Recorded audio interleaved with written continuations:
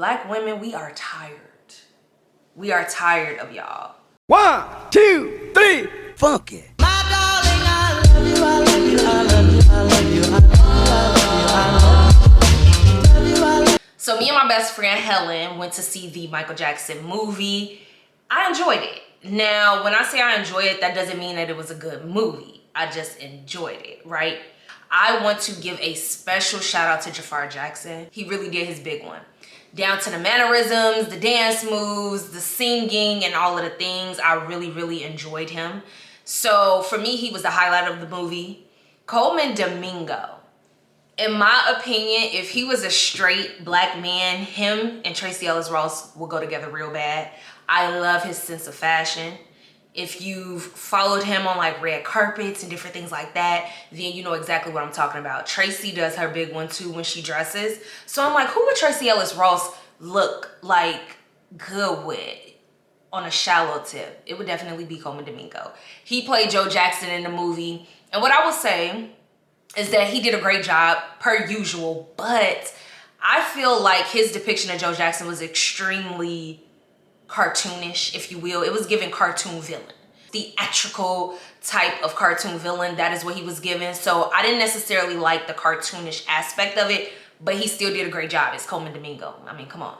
And I love the scene that he had with Deon Cole. Deon Cole played Don King. So their scene together was cute, but once again, it was given very cartoonish. Nia Long did a phenomenal job. Although, if I had to compare her performance to Angela Bassett's performance of Katherine Jackson, I would say that Angela was much more like, I don't want you, I don't want you. You know what I mean? Like, it was given, she's extremely serious and like she don't play no, she don't play no games. Nia Long's depiction of Katherine was much more submissive.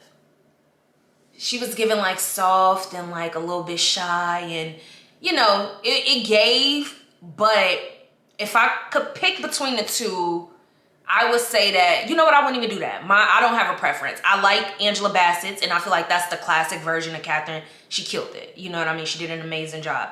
Nia Long, for what it was good. Like, I was satisfied with it.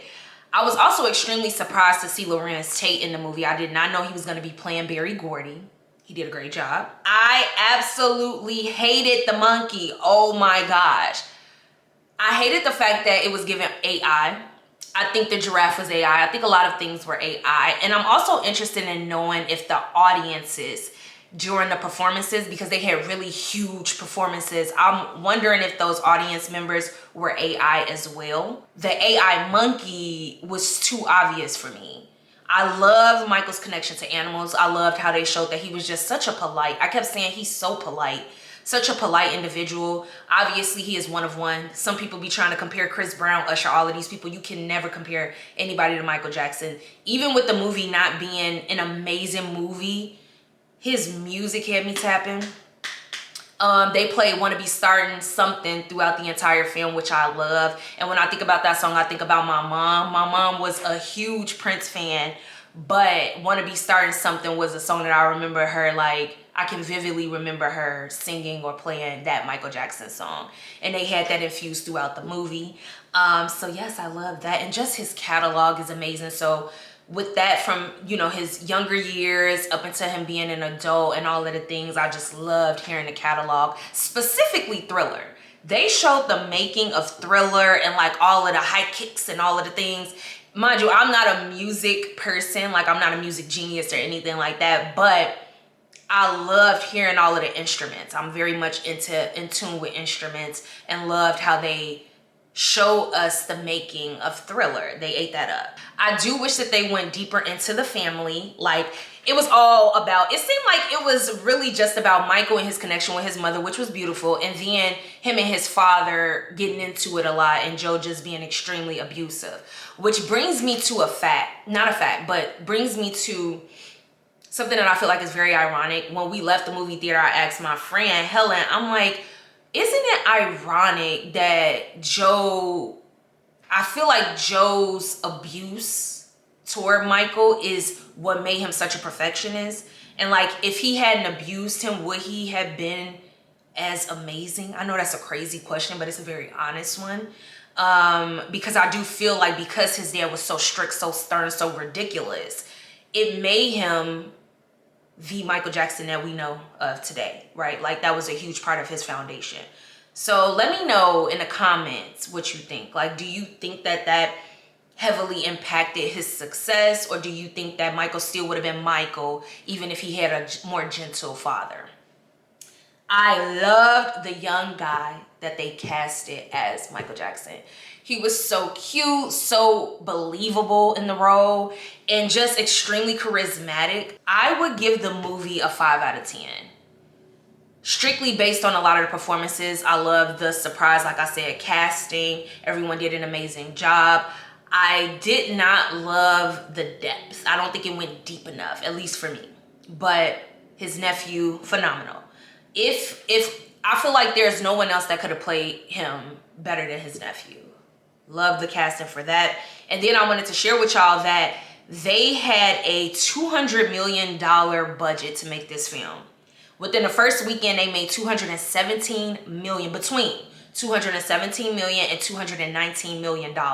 And that's globally. And then they made $97 million domestically. Shout out to them, because they made their money back within the first weekend, plus some. So now it's stamped as the biggest worldwide opening for a musical biopic ever. So shout out to the Jackson family. I do wish that Janet Jackson was in it. I love her down.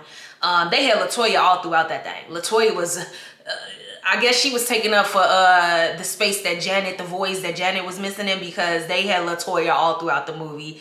They casted a really pretty girl, so shout out to that young lady. But yeah, it was just hard to watch without seeing Janet. And Rebe wasn't in it either. Oh, wait a minute.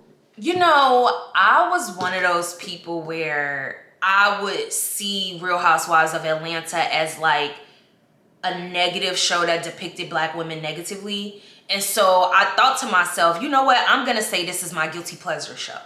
It, like, literally, that was how I kind of would like phrase it. Now I don't give a. I like the show. I like what it represents. I like the fact that it shows that Black women are not a monolith, specifically this group. Season 17 of Real Housewives of Atlanta. I'm really liking it. I'm liking how all of the girls are different, which is what we've asked for. Like, we don't want to see the same kind of Black woman on every show, because we are not all the same. That being said, I want to talk about Pinky Cole. OMG, it's been a lot of discourse surrounding her. People say she's cringy. People don't like her. And Blue Telusma, shout out to Blue. Me and my sister, we love her down.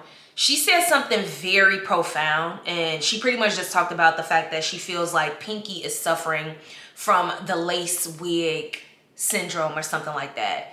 Where as Black women, we're so used to seeing the Portias or the Beyonce or the Ari and Jada types, where it's like we feel like that is the only type of Black woman there is. For some reason, because she doesn't look like everybody else, people are harshly criticizing her. And I'm like, wow, Blue, that's extremely profound.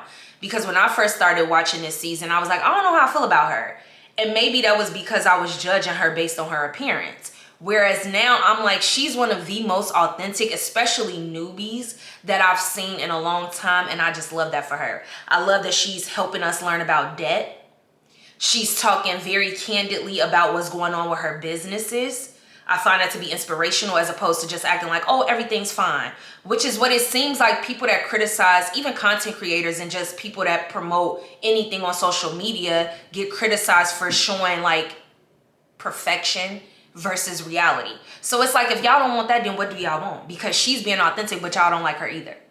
So that's extremely weird to me. What I did love about season 4, OMG, when her and her husband Derek, shout out to them, I adore them.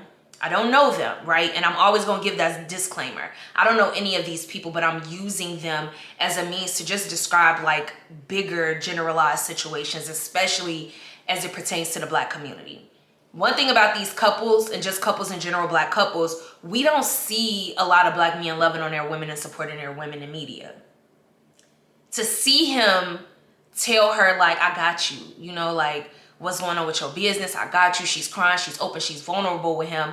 And he's like, I'm going to give you $5 million. I'm like, First of all, that was a beautiful gesture. Second of all, it didn't come up in like a flexing, performative way. It was extremely genuine. Like, you can tell he was really hurt and wanted to help his wife and protect her.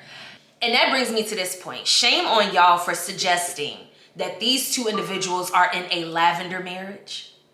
If you don't know what a lavender marriage is, I'm gonna explain it to you. A lavender marriage is where two people come together, either knowingly or unknowingly, I'm assuming that part, and one of them is gay. Or both are gay, but they're coming together to have a facade of a heteronormative, heterosexual, if you will, relationship for the masses. I don't feel that vibe from them at all, and I don't like the fact that we do that a lot in our community. I see those types of comments on Instagram a lot. I've heard them in real life, and it just makes me wonder why. Is it because y'all feel like he's too attractive for her? Is it because she has a bald head, so now we're equating that to masculinity?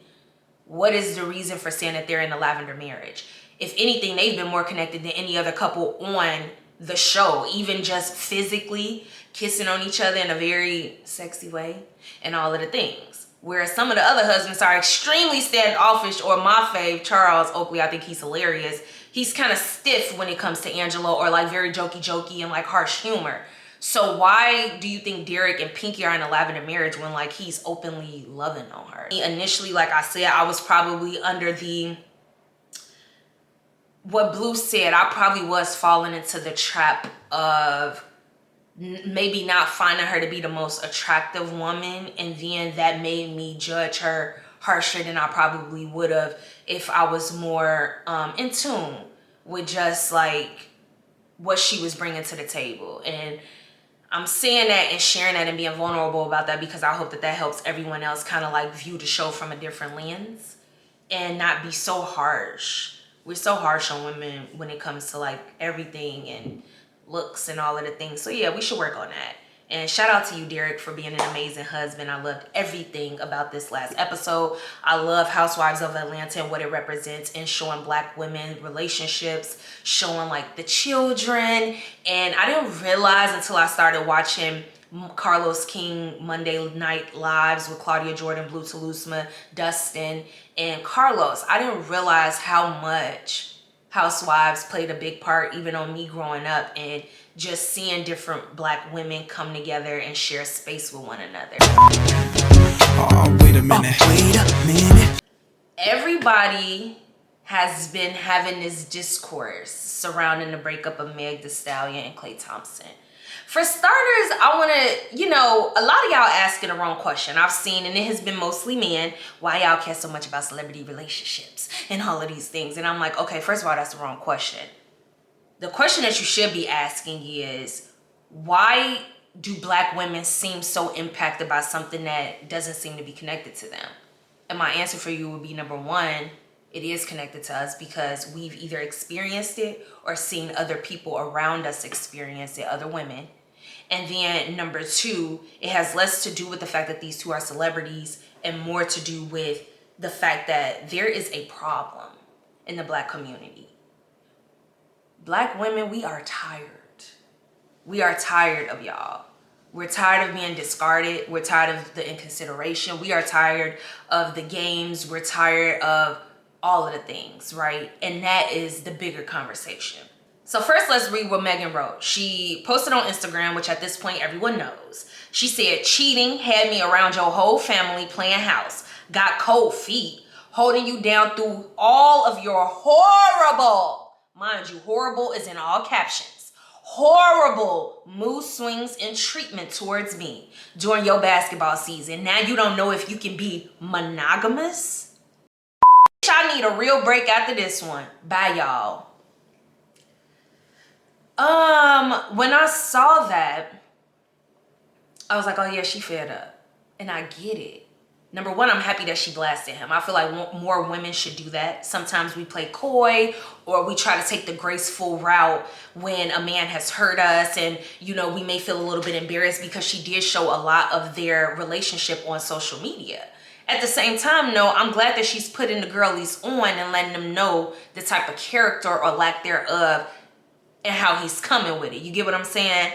But I've seen women go in on her like, oh, she should have been cooking for him. And of course he was going to do this and do that. We're going to get into the manosphere of it all, but I want to start with the women first. Have you not had a heartbreak before?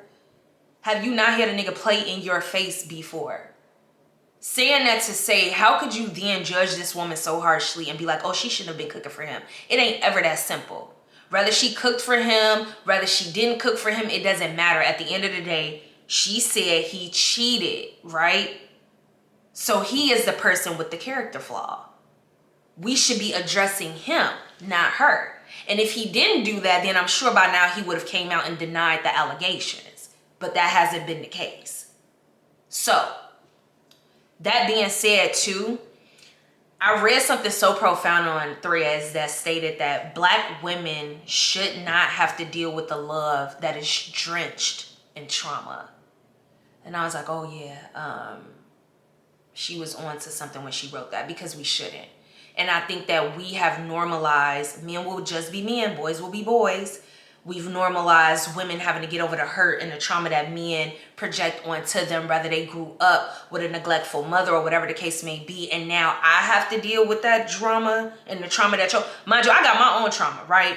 Saying that to Meg, she has her own trauma. We grow up with trauma. And then also for her, she doesn't even have parents. So she already has her own trauma. Now I have to deal with whatever you got going on. No, we have to stop putting that on women. Then when we talk about the manosphere of it all, men are out here talking about, well, maybe she did something. She was a hoe and she be twerking and this, that, and the third. I don't care what woman or how a woman presents, whether she is Lori Harvey and a little more classy base. People judge Lori. Oh, she dating too many men. She doing this, she doing that. Oh, Meg, she be twerking. All this. We judge women so harshly and we do not hold men to those same standards. And it just makes me think about misogyny and patriarchy, which are heavily present in general in westernized like values and in the US of A. But now I'm seeing that a lot of Black men have taken this on too. Y'all want to be a white man so bad. Because even when we talk about the R. Kellys and the Diddy's of the world, I've heard Black men like, well, white men do it all the time. Why is that the standard? Shouldn't we be better? Why do we want to be like that? Okay? And then I also was thinking about, y'all remember the movie Love Don't Cost a Thing with Nick Cannon? Nick Cannon was a nerd. He started dating Christina Milian's character, Paris. And she pretty much put him on, got him new clothes, taught him how to dress. And then he started using that to attract other women, playing her to the side and just being an a-hole. And I was thinking about Klay Thompson. When we first heard that they were together, a lot of people were confused. Specifically, I remember being at my cousin's house and him and his best friend was like, Klay got Meg, which was, you know, a compliment to her because it was like, how did he get Meg? Like, it's Meg, she everything. So he used her in the same way that Calvin, that was Nick Cannon's character's name, used Christina Milian. And I've also found that that happens frequently with relationships as well. A man will connect with a woman, learn stuff from her, whether that be the restaurants that she likes, whether that be how to dress up, and then go and attract other women. I have a personal anecdote. I remember I was dating this guy and I gave him an outfit idea. It was super, super dope.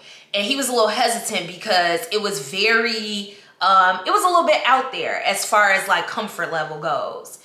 And he was hesitant to wear it. He went out of town with his friends, wore it, then came back to me like, oh yeah, I like the outfit now. I got so many compliments. And I'm looking like, number one, ew, gross, because why wasn't the experience enough for you that your lady was telling you this is nice? Clearly you see that I can dress well, but for whatever reason, you needed so many other outside forces and validation from other people to make you feel secure within yourself. Saying that to say is giving Calvin from Love Don't Cost a Thing. Klay Thompson is giving Calvin from Love Don't Cost a Thing. You got with this woman, you knew what she stood for, and instead of letting her know off rip that maybe you weren't trying to take it seriously, we're normalizing to be with a woman, buy her a car, buy her a house, live with her, and then not take her seriously. After the breakup, now all of a sudden all of these men are coming out the woodwork and it's like, oh, Klay is that guy, like y'all should have knew he was gonna cheat. But when they were loving on each other and showing all of these displays of affection on social media, he was a simp, he was corny, he was this, he was that when he was loving on his woman. Why do y'all want black women hurting so bad? Why do y'all want to normalize black men being the source of their hurt and pain so bad? Why is that? To the women that he cheated with, y'all are also a part of the problem, because a man wouldn't be able to cheat with himself. So if you knew that he was in a relationship and you out here willy-nilly with it, just loosey-goosey, we are also a part of the problem. We have to stop. This has to stop. People's emotions and mental are not to be played with. You know what I mean? Like, we all should be more compassionate. And I hate to even give a disclaimer of, oh, I know that sounds all like kumbaya, but so what? We should be kumbaya. Why are we creating so much chaos within one another?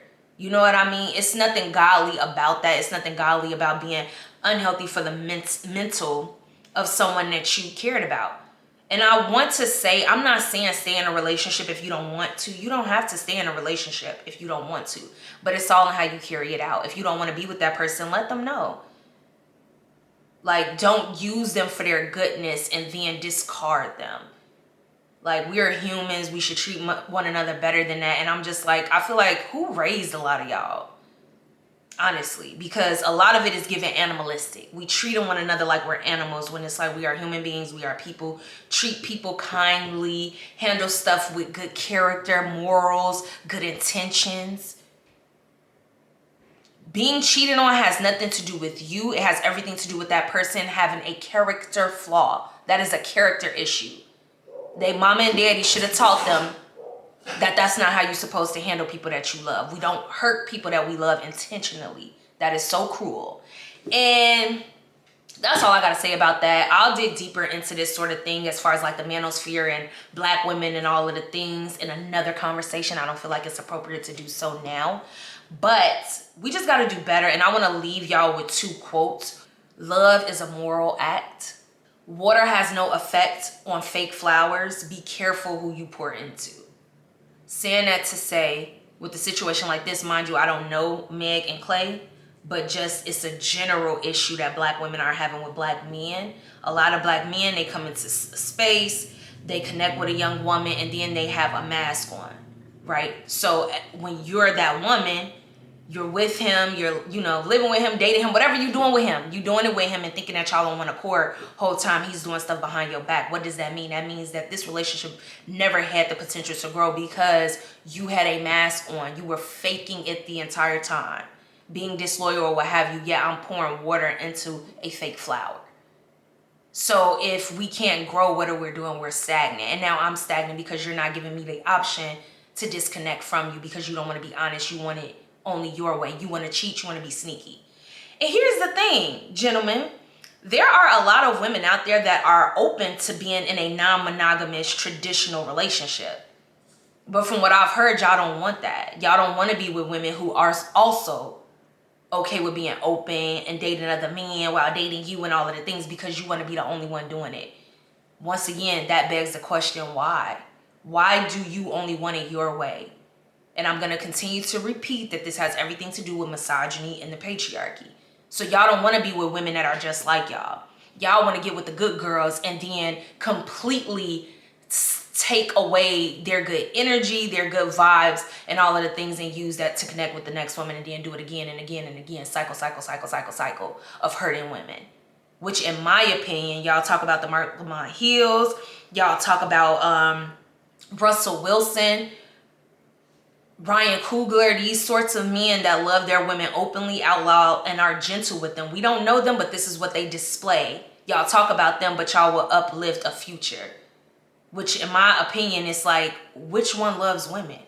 The man that's hurting and dogging women, or the man that's openly loving on his woman? We have to grow up. Y'all over here with Ray J, Bow Wow, and Future. But downplaying Mark Lamont Hill, Ryan Coogler, LeBron, and Will Smith, and all these other men. So I'm starting to think y'all want us to go Jada on y'all. That's what it's giving. All right, thank you so much for tuning in. Please do not forget to like, comment, and describe. Please don't forget to like, comment, and subscribe, and I will see you on the next video.